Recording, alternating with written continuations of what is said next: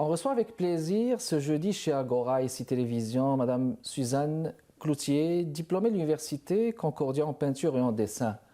En 1997, Suzanne Cloutier a représenté le Québec en peinture au 3e jeu de la francophonie à Madagascar.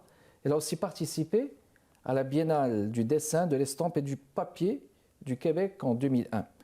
Suzanne Cloutier s'est formée à la reliure d'art et à l'écriture. Elle a collaboré à plus de 60 productions québécoises et étrangères, dans L'Âge des Ténèbres, Source, Code, Brooklyn, Le Château du Verre ou encore Scream.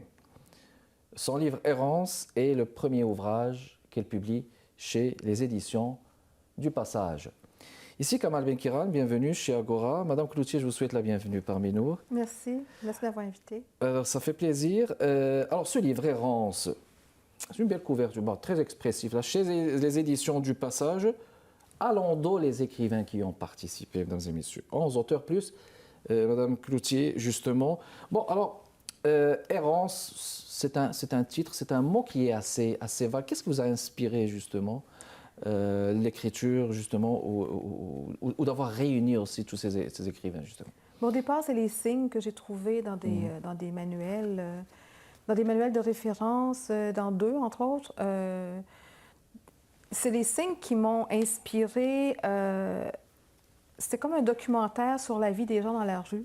Alors, ça m'a inspiré, puis je me suis dit, je vais les classer un peu comme le code de la route. Je les ai classés en 3 catégories, en rouge pour le danger, en jaune pour la précaution, puis en vert pour la sécurité. Et en faisant ça, bien évidemment, j'ai fait des lectures. J'ai vu que en lisant, en faisant de la recherche sur les vagabonds, je suis tombée sur les vagabonds célestes. Et puis, je suis tombée sur plein d'auteurs qui ont utilisé ce sujet-là. Et j'ai poussé un peu plus la recherche pour comprendre l'histoire de ces signes et l'histoire aussi des migrations à travers l'Europe et à travers l'Amérique. Oui. Et comment on traitait les gens qui arrivaient d'ailleurs et comment ils arrivaient à survivre aussi en s'aidant les uns les autres. Oui, ces signes, finalement, sont expressifs et informateurs sur l'histoire de ces migrations, finalement. Oui, ça donne vraiment des renseignements pour la survie, là, où manger, où travailler, où ne pas aller, où est-ce que c'est dangereux. Surtout, des fois, s'il y a eu un meurtre, éviter cette ville. Ici, il y a des gens qui sont armés et qui ne sont pas accueillants, ou ici, on peut travailler, des choses comme ça, vraiment pour nous aider. Puis, il y a combien de signes à peu près dans ce livre à peu près? On parle plus de 80 signes, je pense. Oui, 88 là-dedans. 88 signes, oui. Qui sont des signes américains et suédois et anglais. Parce qu'en trouvant les signes, j'ai vu qu'il y avait beaucoup de liens d'un pays à l'autre. Des fois, ils sont inversés, mais ça se ressemble assez... des losanges, des triangles, des rectangles, même les traits.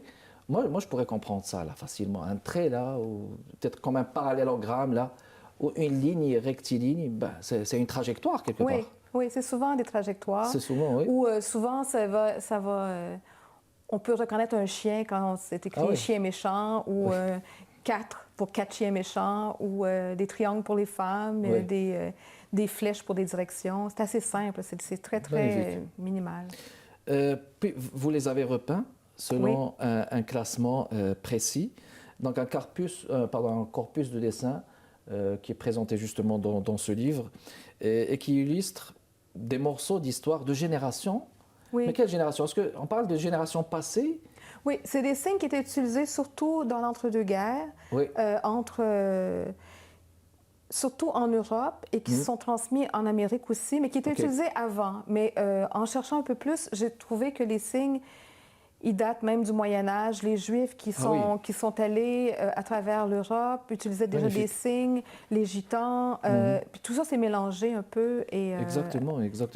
Puis une génération de bohémiens aussi, parce que là, on ne parle pas juste d'artistes, mais des personnes de la rue, carrément, des artistes de la rue, qui utilisaient ces signes qui étaient... Oui, absolument. Des voleurs, des grands chemins, des bohémiens, toutes sortes de gens qui voulaient échapper des fois à la loi, puis des fois aussi qui voulaient juste survivre parce qu'ils étaient... ils devaient échapper à la loi parce que dans des endroits, les vagabonds étaient interdits. Donc, souvent, c'est des travaux forcés, si on vous... Oui, exactement. C'est une expression identitaire, justement. Il y a 11 écrivains, Oui. romanciers, poétesses qui collaborent à cet ouvrage avec des textes de création apportant de l'éclairage sur le thème de l'errance, des errances justement, de la liberté de circulation, le rapport à l'humanité. Voulez-vous nous dire, les auteurs qui ont participé, nous donner une idée? Je vois qu'ils sont écrits là. Oui, Hein? oui. Ben, il y en a 11. Il y en a 11, Joséphine Bacon, Bacon, oui. Jean Barbe, David Goudreau, Je vous l'étends, oui. Marie-André Gill, Perrine Leblanc, Catherine Mavrikakis, Laure Morali, Alex Noël, René Saint-Éloi, Mauricio Segura et Élise Turcotte. Voilà. Donc, je les ai contactés. En fait, il y a une partie des gens que je connaissais déjà, dont je connaissais les écrits, comme Joséphine. Puis, j'ai dressé une liste. J'ai demandé à des gens si ça les intéressait. Et ensuite, je trouvais que c'était un peu trop la même génération d'auteurs. Donc, j'ai demandé des conseils, comme à Joséphine, qui m'a recommandé Marie-André Gill. D'ailleurs, son premier texte, c'est son premier texte, justement, qui est répertorié dans le livre. Oui, oui, parce que Joséphine, on a classé les textes selon les couleurs du livre. Puis Joséphine, c'est la seule qui avait un texte qui parlait de toutes les couleurs.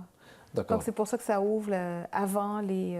Parce que le livre est classé aussi en rouge, jaune et vert. Oui. Parce que Joséphine, son texte est avant ce classement. Oui, il est en premier. Puis après, Jean Barbe, Marie-André Guy. Il y a une belle diversité. Oui, oui, c'est ce qu'on voulait. Oui, Laure Morali, Alex Noël.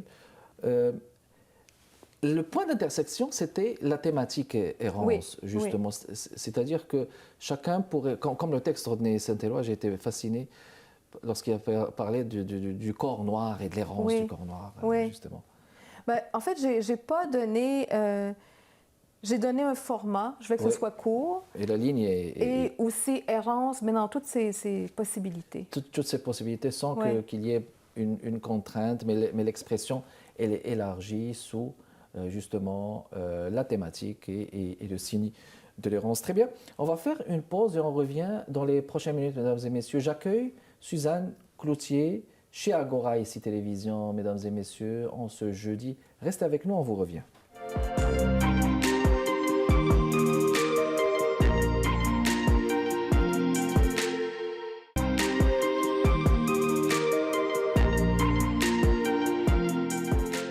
De retour avec vous, mesdames et messieurs, pour parler d'un livre. On va considérer ça comme un collectif qui regroupe qui regroupe 11 auteurs. On vient d'en parler tout à l'heure. Son auteur, c'est Suzanne Cloutier, mon invité d'aujourd'hui, qui s'intitule Errance. Bon, avec toute l'ampleur et toute la profondeur de ce que ce mot veut dire, justement, errance. Alors, tous ces auteurs expriment justement un désir fort de vivre, voire même de survivre. Puis il y a une tendance plus ou moins aussi à l'anticonformisme. Oui. Cet anticonformisme, est-ce qu'on peut parfois le comprendre comme une quête de liberté quelque part?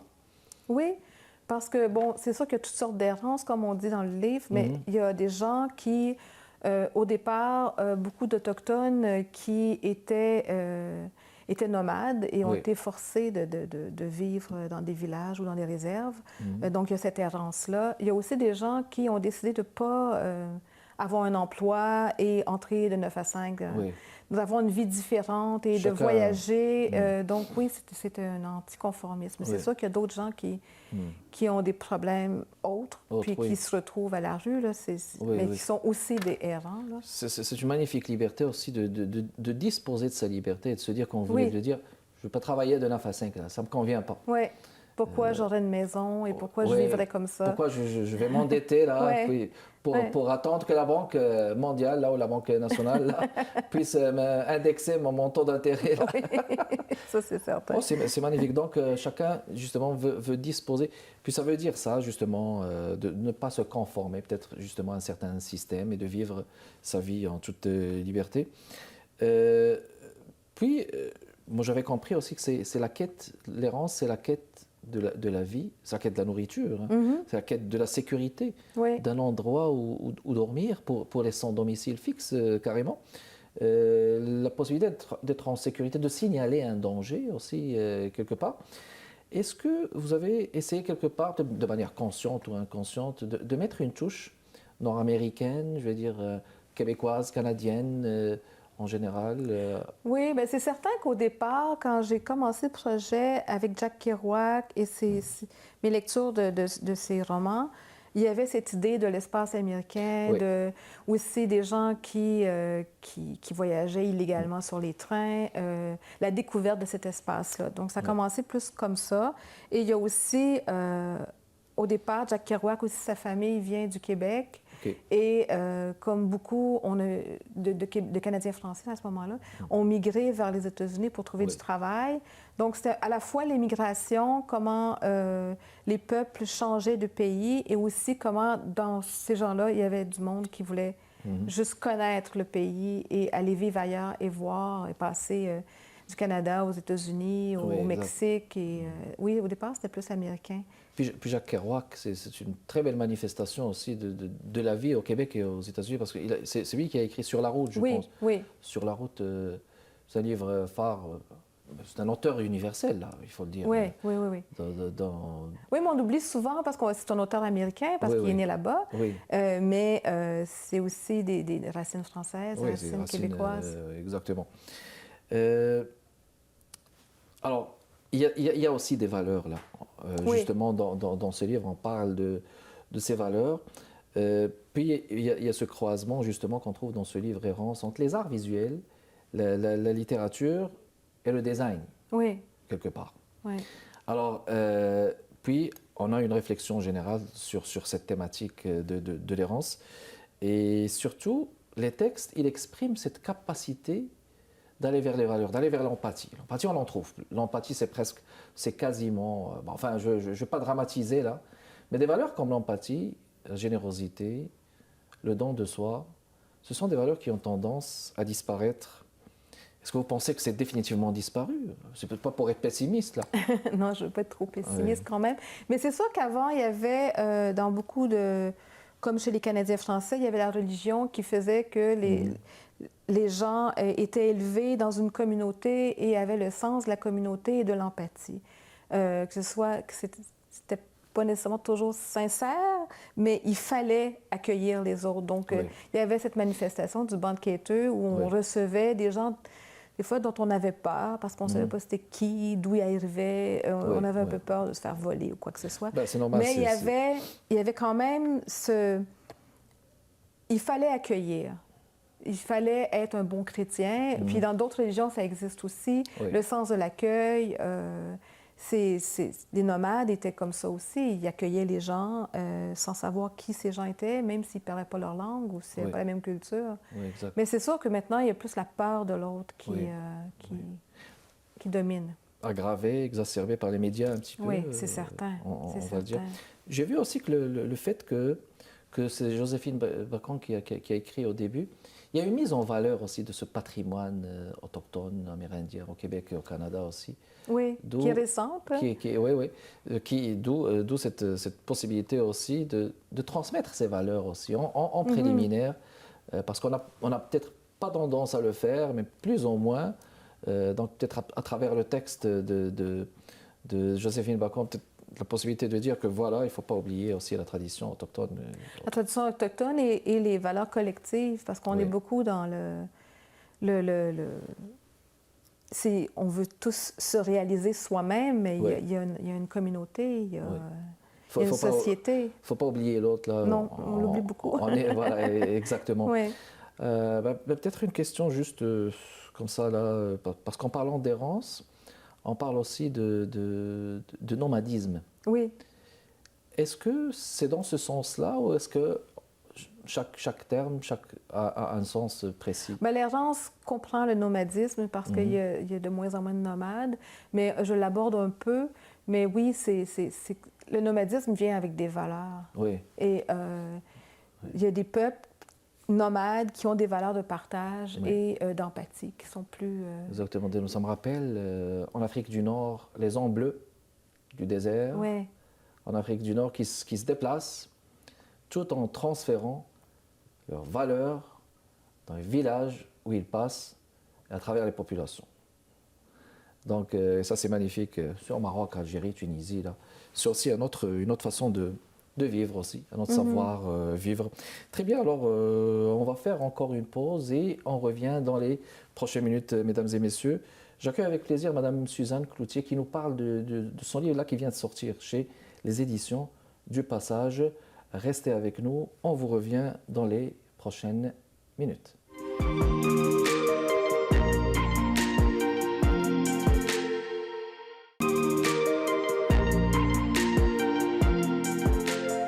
On est de retour avec vous, mesdames et messieurs. Errance, un livre de Suzanne Cloutier que j'accueille avec plaisir ce jeudi chez Agora, mesdames et messieurs, publié chez les éditions du Passage. C'est une parution récente 2023, justement, et qui regroupe 11 auteurs qui ont écrit sur cette thématique. Permettez-moi de citer cet extrait en introduction.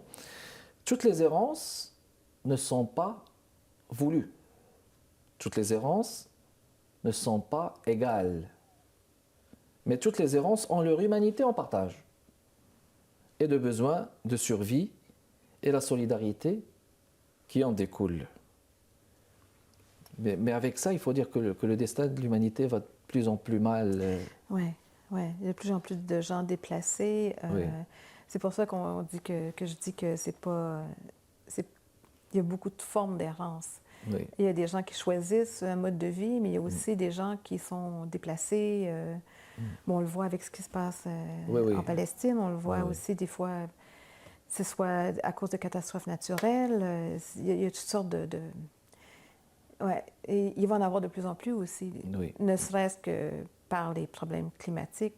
Puis on espère pas à cause des guerres, mais il y en a beaucoup en ce moment quand même. Il y a beaucoup de revendications qui font que les gouvernements ne les voient pas du même œil que le citoyen, justement à cause des intérêts. C'est très compliqué. Oui, c'est compliqué, mais on ne veut pas les voir parce que, en fait, c'est comme si on n'avait pas de solution. Oui. On les parque dans des camps de réfugiés, mais on ne sait pas quoi faire, on ne sait pas comment arrêter le flux, puis on se retrouve avec des gens qui sont dans la mer, qui meurent, mais il n'y a pas de solution vraiment abordée. À la carte, oui, exactement. Puis, moi, en entendant ce mot errance, je vous parlais tout à l'heure de nomadisme, mais j'ai tout de suite à l'esprit, en parlant d'errance, surtout ceux qui sont sans domicile fixe. Ceux qui sont, là, quand on se met à la place de ces gens-là, comment ils passent leur journée, puis en dormant dans le froid, là. C'est extraordinaire. Que peut la littérature devant tout cela? C'est toujours Oui, on peut...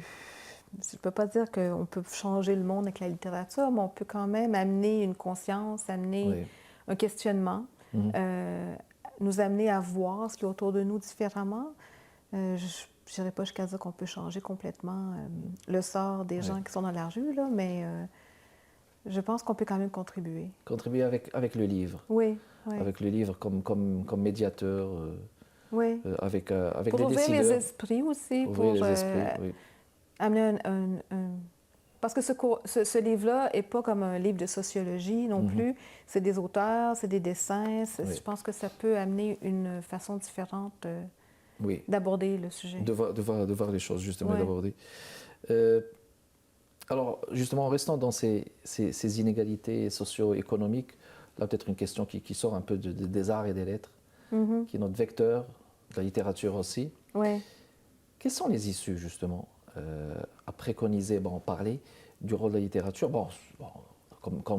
comme moyen de médiation, mais devant ces inégalités, quelles sont les issues que les créateurs, les auteurs comme vous, des peintres comme vous, par exemple, puissent proposer? Je pense que c'est pas nécessairement les artistes plus que les citoyens qui doivent s'impliquer et voir. Comme on le voit avec la crise du logement, il y a plein de gens qui n'arrivent pas à se loger, qui sont des gens qui travaillent, qui ne gagnent pas assez parce qu'il y a une spéculation incroyable dans les grandes villes. Donc, je pense que c'est à chaque citoyen de s'impliquer puis d'exiger des gouvernements des réglementations qui... En fait, tout ça est un peu lié parce que dans nos sociétés, de plus en plus, la réussite, c'est l'argent. C'est pas c'est pas tellement les valeurs humaines, c'est Oui. pas, c'est de moins en moins la famille, les amis, tout ça. C'est vraiment la réussite économique. Combien Oui. d'argent on gagne, qu'est-ce qu'on peut faire avec notre argent, tout ce qu'on peut s'acheter. Oui. Alors qu'il faut recentrer un peu nos valeurs, puis comme société aussi refuser des choix que nos gouvernements nous imposent souvent. Nous impose, oui. Et c'est ça le terme, nous impose, parce que, comme vous venez de le dire là, carrément, c'est le rôle de chaque citoyen. Oui, oui. Pas d'un groupe, mais chaque citoyen doit être conscient. Absolument. C'est Carrément. sûr que les artistes ont une tribune, Oui. sont plus en vue, donc leur voix porte plus, peut-être, Oui, oui, mais oui. quand même, ça reste des citoyens. Exactement. Puis les citoyens aussi ont ce devoir. Je dirais, c'est une question de morale aussi. Il faut prendre conscience que ces inégalités sont là, que l'indifférence, c'est pas une bonne issue. Non. Qu'il faut militer pour le bonheur de soi et de l'autre, surtout de l'autre. Mais l'indifférence, ça règle rien. Oui. Ça camoufle, mais... Oui, Et puis un jour, ben, on n'a pas le choix de voir autour de nous. oui, tout à fait. C'est quoi le message que vous avez voulu transmettre à travers ce livre? Le message ou les messages, peut-être? Ben, c'est aussi... moi, j'ai pris conscience à travers ce livre d'une forme de design que j'ai remarqué sans y penser. Tout ce fil avec le banc de quêteux puis le design, où je me rends compte que, c'est pas moi particulièrement, il y a d'autres gens qui s'en sont rendus compte, mais de ce design qui vise à faire circuler les gens, à ce qu'il n'y ait pas de place publique où les gens ont envie de se réunir, des bancs qui sont faits, qui sont devenus, qu'on rend inconfortables volontairement pour pas que les sans-abri se couchent, pour chasser les gens finalement. Oui, oui, Et tout à fait. c'est assez choquant parce qu'au départ, le design, c'est une discipline qui est faite pour rendre les objets plus confortables et plus conviviaux, mais là, c'est comme détourné. Oui. Donc ça m'a amené une conscience de ce qu'il y a autour de nous, Oui. puis comment on détourne les choses aussi, puis comment on essaie de, même dans nos sociétés, de parquer des gens comme en sous-catégorie comme à pour la pas marge. qu'ils dérangent l'industrie, l'économie ou les autres. Puis ces signes, moi, je les aurais vus dans une exposition. Est-ce que ça a déjà été Ah, je vais les exposer, oui. Ah, vous allez les exposer, oui. Oui, je vais faire ça 24 novembre, à partir du 24 novembre. Ah, ben voilà, c'est à retenir, le 24 novembre. Pas de 24 novembre, Oui. qu'est-ce que je raconte? 24 janvier. 24 janvier 2024. Oui, ben voilà, à la Maison de la dit. Culture Claude Léveillé. À la Mémoire de la Culture, Claude. Ça va être où? Donc, La Maison de la Culture Claude Léveillé. à la Maison de la Culture, excusez-moi. À la Oui, Maison c'est de la moi. Culture, Claude Léveillé, 24 janvier C'est à Montréal, oui. 2024 à Montréal, c'est à retenir. C'est de très beaux signes et très Et ça expressifs. dure jusqu'au 3 mars. Jusqu'au 3 mars. Et ben voilà, c'est dit. Et ben voilà, c'était un plaisir de vous avoir accueilli, Merci. Madame Cloutier. Merci beaucoup de votre intérêt. On retient ce titre, Errance de Suzanne Cloutier, chez les éditions du Passage. Allez prendre le livre, très intéressant. Les textes, justement, à ce niveau. Merci de votre continué d'intérêt, mesdames et messieurs. Kamal Benkiran avec vous. À jeudi prochain. Merci.